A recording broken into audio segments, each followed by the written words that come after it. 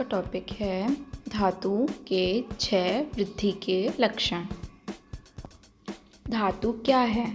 धातु जो शरीर को धारण करे उसे धातु कहते हैं। धातु कितनी होती हैं? धातुएं 7 होती है। रस, रक्त, मांस, मेद, अस्थि, मज्जा, शुक्र। धातुओं का कार्य देखें तो त्रीणनम, जीवनम, लेपः, स्नेहो, धारण, पूर्णे, गर्भ उत्पादश्च धातूनां श्रेष्ठम कर्म कृमात् स्मृतम। मतलब कि जैसे रस धातु है पहला, तो उसका कर्म होता है प्रीणन। प्रीणन मतलब धातुओं की तृप्ति और पुष्टि करना। सेकंड है रक्त, उसको हम लोग को रिलेट ब्लड से कर सकते हैं। इसका क्या कार्य होता है? जीवन या फिर प्राण का धारण करना। तीसरा होता है मांस, मसल से इसका जो कर्म होता है लेप यानी कि अस्थियों से जुड़ा रहना, उसको कवर अप करना। देन आता है मेद, फैट से रिलेट कर सकते हैं। ये इसका कर्म होता है शरीर को स्निग्ध करना। देन आता है अस्थि, जो कि बोन से कोरिलेट हो सकता है। धारण मतलब धारण करना शरीर को। देन आता है मज्जा, जिसको बोन मैरो से कोरिलेट कर सकते हैं। इसका कर्म होता है पूरण करना, मतलब अस्थियों का पूरण करना। देन आता है शुक्र, सीमेन, इसका जो कर्म होता है गर्भ उत्पादन करना। धातु वृद्धि के लक्षण हम देखते हैं। रस वृद्धि के लक्षण, तो इसमें जो है कफ के समान लक्षण मिलते हैं। अब कफ का क्या लक्षण होता है? तो इसमें मंदाग्नि मिलती है, मतलब कि डाइजेस्टिव पावर लो हो जाती है। प्रसेक, सलाइवेशन ज़्यादा होता है, ऐसे मान सकते हैं। आलस्यता, लेज़ीनेस बढ़ जाता है शरीर में, और उसके कारण फिर गुरुता मतलब हैवीनेस बढ़ जाता है। श्वेत वर्ण पांडुता यानी कि स्किन का डिस्कलरेशन हो जाता है। शीतलता हो जाती है शरीर में, ठंडा ठंडा लगता है। शरीर में शिथिलता और शीतलता हो जाती है। श्वास यानी कि डिस्निया, सांस लेने में मुश्किल हो जाती है। और कास, खांसी, कफिंग के लक्षण दिखते हैं। देन हम पढ़ते हैं रक्त वृद्धि के लक्षण। अगर रक्त वृद्ध हो गया है तो इसमें हम लोग को प्लीहा वृद्धि यानी स्प्लीनोमेगेली दिखता है। विद्रुद्धि यानी कि एब्सेस के लक्षण दिखते हैं। कुछ यानी स्किन डिजीजेस वगैरह दिखते हैं। वात, रक्त, गाउट जैसे लक्षण दिखते हैं। रक्त पित्त और गुल्म, ट्यूमर जैसे लक्षण दिखते हैं। उपकुश, ये एक दंत रोग है जिसमें पायरिया जैसे लक्षण दिखते हैं। देन कामला, जॉन्डिस जैसे लक्षण। व्यंग, मोल्स शरीर में ज़्यादा होने लगते हैं और जठराग्नि नष्ट हो जाती है। और सम्मोह, अनकॉन्शियसनेस जैसे लगता है। और त्वचा, नेत्र और मूत्र यानी कि स्किन, आइज़ और यूरिन का जो कलर है वो रेडिश जैसे हो जाता है। देन हम लोग नेक्स्ट पढ़ेंगे वृद्ध मांस के लक्षण। अगर देखें तो इसमें गलगंड, गॉइटर जैसे लक्षण, गंड, अर्बुद, ट्यूमर जैसे और ग्रंथि, ग्लैंड्स वगैरह की वृद्धि हो जाती है। और उरु उदर की वृद्धि हो जाती है। कंठाति में अधिक मांस यानी कि कंठ वगैरह में एक्सेस मांस दिखते हैं। देन हम लोग पढ़ते हैं वृद्ध मेद के लक्षण। इस पे मांस के समान ही रोग है। इसमें क्या होता है कि बिना परिश्रम किए ही थकान का महसूस होना, बहुत जल्दी थक जाते हैं।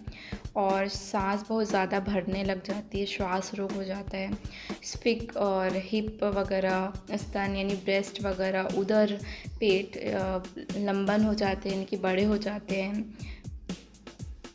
देन हम पढ़ते हैं वृद्ध अस्थि के लक्षण।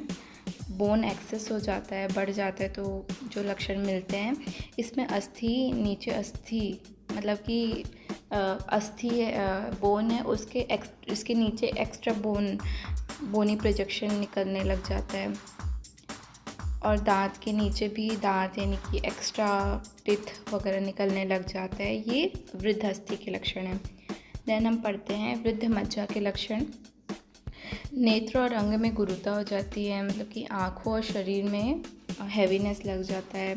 पर्व नोट्स और संधियाँ जॉइंट्स के मूल में स्थूलता हो जाती है, नोट्स बड़े हो जाते हैं और संधि भी बड़ी हो जाती है। और उसके साथ फुंसियाँ जो कि बहुत मुश्किल से ट्रीट होती है वैसे उत्पन्न हो जाती है। देन शुक्र वृद्धि में इसमें अति स्त्री कामता होती है और शुक्र अश्मरी जैसे लक्षण मिलते हैं। तो अब तक हमने देखा धातु वृद्धि के लक्षण। अब हम नेक्स्ट देखेंगे धातु क्षय के लक्षण। तो फर्स्ट देखेंगे रस क्षय के लक्षण। इसमें शरीर में रुक्षता मिलती है, श्रम मतलब थकान फटीगनेस लगती है, शोष यानी कि शरीर जो रहता है लीन थीन हो जाता है, ग्लानि डिप्रेशन जैसी फीलिंग होती है, और कोई भी ऊंचे शब्द है वो सहन नहीं होते, यानी कि तेज़ आवाज़ से बहुत इरिटेशन जैसा होता है। ये हमारे रस क्षय के लक्षण दिखते हैं। देन हम देखते हैं रक्त क्षय के लक्षण। इसमें अम्ल यानी कि सोर रस यानी खट्टी चीज़ें और ठंडे जो द्रव हैं उनको खाने की रुचि बढ़ जाती है, और शिराओं में शिथिलता और रुक्षता होती है, यानी कि रफनेस और जकड़न जैसा महसूस होता है। देन हम देखते हैं मांस क्षय के लक्षण। इसमें इंद्रियों में ग्लानि मतलब कि डिप्रेशन जैसा लगता है, और गन स्पिक हिप वगैरह में शुष्कता आ जाती है, यानी कि लीन थीन हो जाता है पेशेंट, और जॉइंट्स में वेदना यानी कि दर्द होता है संधियों में। देन हम मेद क्षय के लक्षण देखते हैं। उसमें आचार्य ने बोला है मेदसी स्वप्नम कट्या। इसमें मतलब कि जो वेस्ट में है वो संज्ञा का नष्ट हो जाना बोला है, और प्लीहा की वृद्धि बोला है, यानी कि स्प्लीनोमेगेली से कर सकते हैं, और अंगों में कृशिता यानी कि लीन थीन हो जाती है बॉडी। देन अस्थि क्षय में देखें तो अस्थियों में वेदना यानी बोन में जो पेन वगैरह होता है, और टीथ हेयर्स और नेल्स वगैरह वो गिरना स्टार्ट हो जाते हैं, डिटोरिएट हो जाते हैं। देन हम मज्जा क्षय के लक्षण देखेंगे तो अस्थियों में खोखलापन प्रतीत होता है, भ्रम यानी डिल्यूशनल लगता है, और नेत्र के सामने अंधेरा, आँख के सामने अंधेरा छा रहा है ऐसा प्रतीत होता है।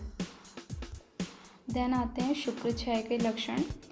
शुक्र क्षय के लक्षण में जो शुक्र का क्षरण जो रहता है वो देर से होता है, और कभी कभी उसमें ब्लीडिंग होने लग जाती है, और वृषण में टेस्टिकल्स में वेदना होती है, और मेढ्र में जलन या फिर दाह के लक्षण मिलते हैं। तो हमने देखा धातुओं के क्षय वृद्धि के लक्षण आचार्य वाग्भट के अनुसार।